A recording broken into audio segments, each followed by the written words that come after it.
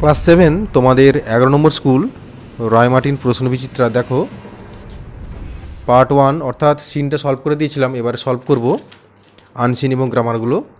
দেখো আনসিনটা দেখো।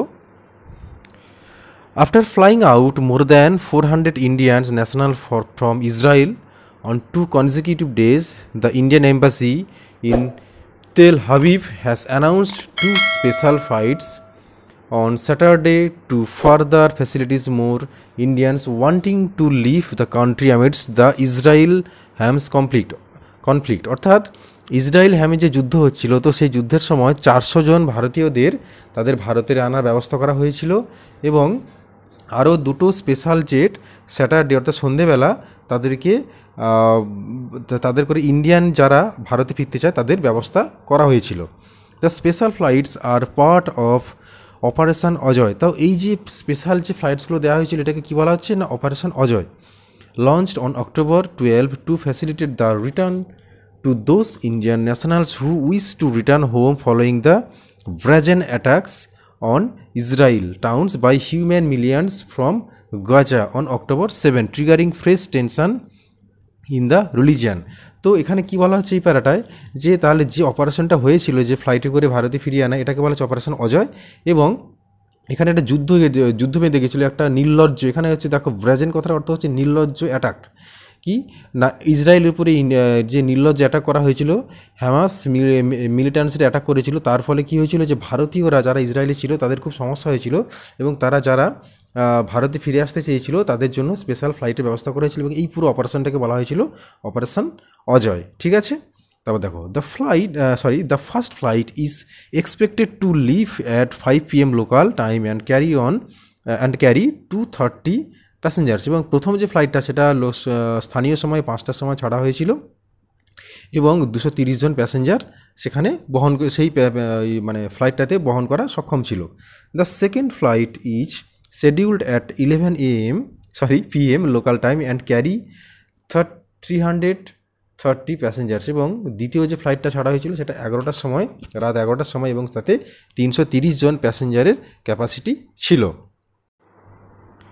দেখো এর পরের প্যারাটা কি বলছে, the embassy has been working round the clock to facilitate all our citizens in Israel who wish to leave. তাহলে এম্বাসির হচ্ছে সারা রাত দিন কাজ করছিল এবং ভারতীয়দের ফিরিয়ে আনার জন্য।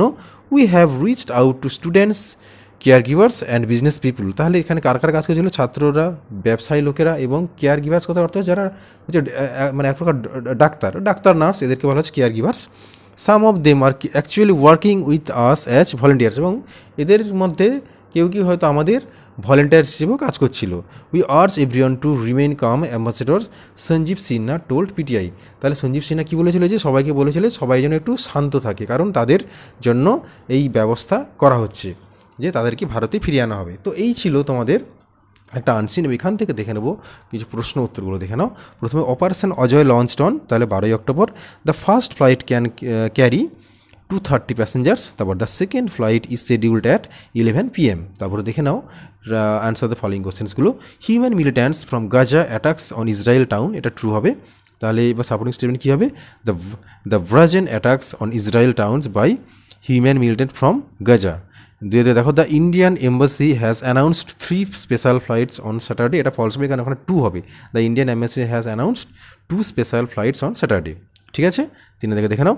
The embassy has been working during the day, এটা ফলস হবে কারণ তারা দিনরাত, অর্থাৎ the embassy has been working round the clock, অর্থাৎ তারা দিনরাতই কাজ করে যাচ্ছিল। ঠিক আছে, তাহলে হয়ে গেল তোমাদের টিক মার্ক এবং কমপ্লিট দ্য ফলোইং সেন্টেন্সগুলো। এবারে দেখবো অ্যান্সার দ্য ফলোইং কোশ্চেন্সগুলো সেগুলো দেখো। প্রথমে what has Indian embassy announced.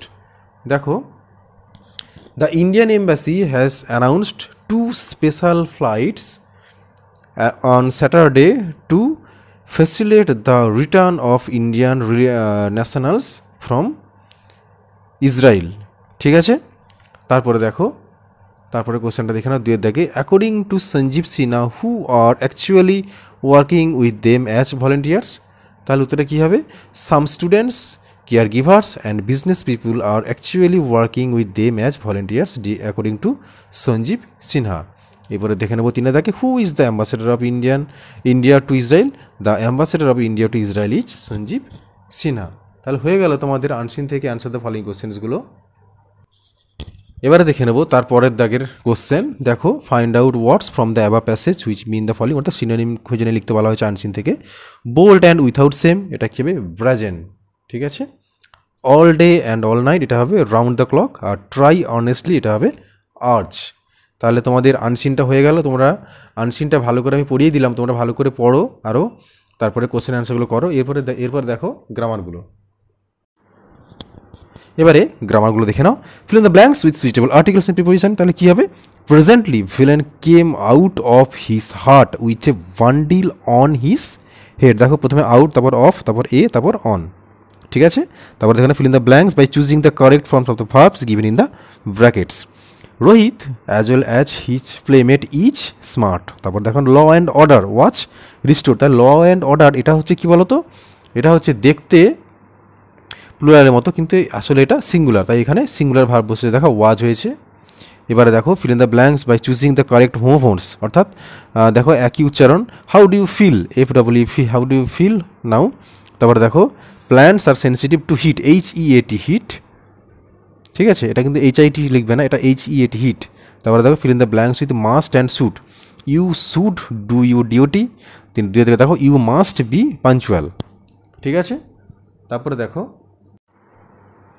এরপরে দেখে নাও 8 দাগে fill in the blanks with appropriate positive pronoun অথবা অ্যাডজেক্টিভ। দেখো we have bought theirs earrings. দেখো the tiger is licking its প।